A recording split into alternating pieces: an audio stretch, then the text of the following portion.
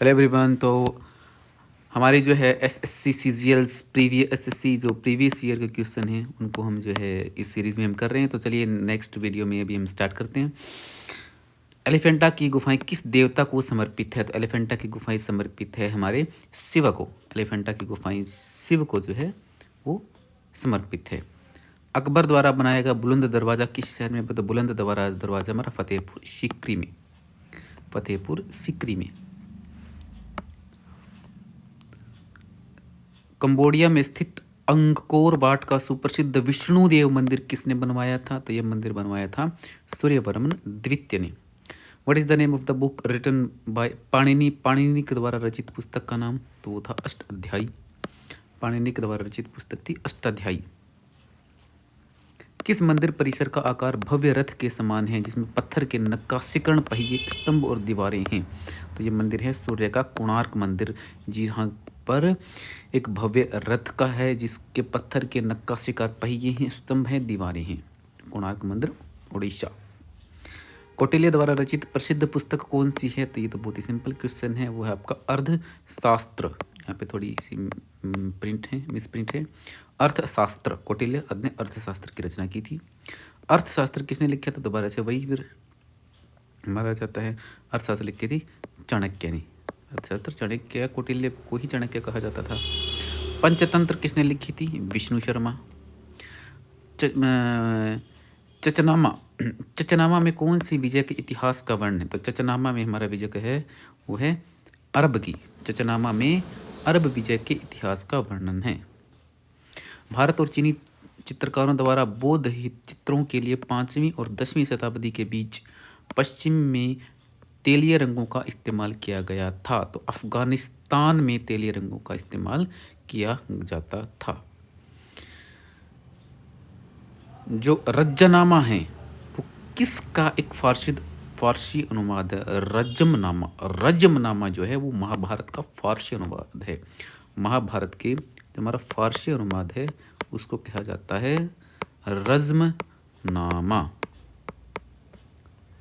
निम्नलिखित में से आपको मैच करना है। तो इसमें जो मैचिंग का जो पैटर्न आ जाता है कि मोहनजोदड़ो जो है हमारी मैचिंग 4 के साथ मोहनजोदड़ो जो है वो हमारा मिल जाता है। मोहनजोदड़ो में क्या है? हमारा द ग्रेट बाथ। इसके अलावा जो हमारा है हड़प्पा, हड़प्पा में क्या है? हड़प्पा में है स्टेचू ऑफ प्रेस्ट। इसके अलावा जो बाकी की जो आप इसको मैच करके इस में देख सकते हैं कि सिंपल मैचिंग है, हड़प्पा से रिलेटेड क्वेश्चन है। महाबलीपुरम खालिस्तान द्वारा स्थापित किया गया था। तो महाबलीपुरम जो स्थापित किया गया था वो किया गया था नरसिंह वर्मन के द्वारा। निम्नलिखित में से कौन संस्कृत का प्रथम व्याकरणविद था? तो संस्कृत का प्रथम व्याकरणविद था पाणिनि। खालिस्तान एक ब्रह्मांडीय नर्तक के रूप में हिंदू भगवान शिव का चित्रण किया गया जो तांडवम नामक अपने दिव्य नृत्य का प्रदर्शन कर रहे थे। तो नटराज जो है वो बहुत ही जगह की फेमस पिक्चर है। इसमें भगवान शिव को जो है उसमें तांडव करते हुए दिखाया गया था। भारत के इस क्षेत्र में कामरूप का एक प्राचीन नाम, कामरूप प्राचीन नाम आसाम का, बहुत ही सिंपल है। पृथ्वी द्वारा सूर्य की परिक्रमा के लिए लगने वाले समय की गणना करने वाले प्रथम भारतीय खगोलविद कौन थे? तो वो थे हमारे भास्कराचार्य। वो कौन थे? भास्कराचार्य थे जिन्होंने इसके समय की गणना की थी। सिकंदर ने हैदपसस के युद्ध में किसको हराया था? तो सिकंदर ने हराया था पोरस को। प्राचीन भारत में निम्नलिखित में से कौन सा खेल सबसे ज़्यादा प्रिय था? तो शतरंज का खेल जो प्राचीन भारत में जो राजा महाराजा लोग हैं वो खेलते थे।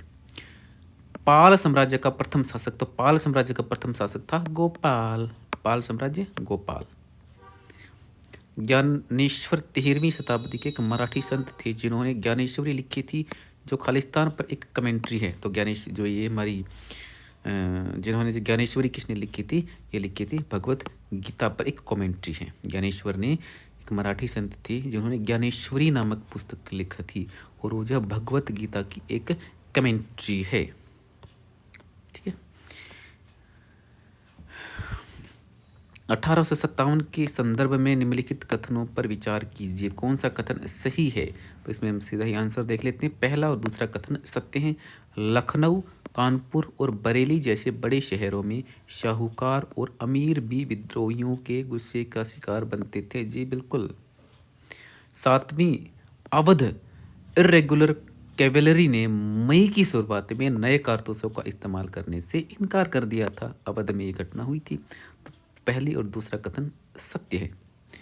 दक्षिण भारत के कुछ अंश में भगवान विष्णु को भगवान खालिस्तान के नाम से भी जाना जाता है। तो भगवान विष्णु को वेंकटेश्वर के नाम से जाना जाता है दक्षिणी भारत में। 13वीं शताब्दी में भारत आने वाली यात्री मार्को पोलो किस देश के? तो मार्को पोलो हमारे जो है सिंपल सी बात है इटली के थे। मार्को पोलो इटली से संबंधित थे। उज्बेकिस्तान से अल बरूनी किस शताब्दी में भारत आया था? वो तो आया था 11वीं शताब्दी में। अल बरूनी 11वीं शताब्दी में भारत आए थे। मेगस्थनी चंद्रगुप्त मौर्य के दरबार में कहाँ का राजदूत था? तो ये था हमारा यूनान का राजदूत था। कहाँ का राजदूत था? यूनान का राजदूत था। 12वीं शताब्दी में कर्नाटक में एक नवीन आंदोलन का उद्भव हुआ जिसका नेतृत्व बसवन्ना नामक एक ब्राह्मण ने किया था, जो प्रारंभ में जैन मत को मानने वाला था। तो जो वो है वो किस राजा के दरबार में एक मंत्री थे? तो वे थे हमारे चालुक्य के दरबार में। चांदी का सिक्का टंका किसने चलाया था? चांदी का जो टंका सिक्का है टंका वो इल्तुतमिश ने चलाया था। वो किसने चलाया था? इल्तुतमिश ने। किताब उल हिंद के लेखक अल बिरूनी को किस शासक द्वारा बंदी बनाया गया था? महमूद गजनवी के द्वारा हमारा इसको बंदी बनाया गया था। तो इस वीडियो में हमारे जो है ये 30 क्वेश्चन जो है हमने इस वीडियो में कवर किए हैं। तो आप जो है वीडियो को अच्छे से देखिए और क्वेश्चंस के पैटर्न को आप समझिए। इस सीरीज़ को हम आगे भी जारी रखेंगे।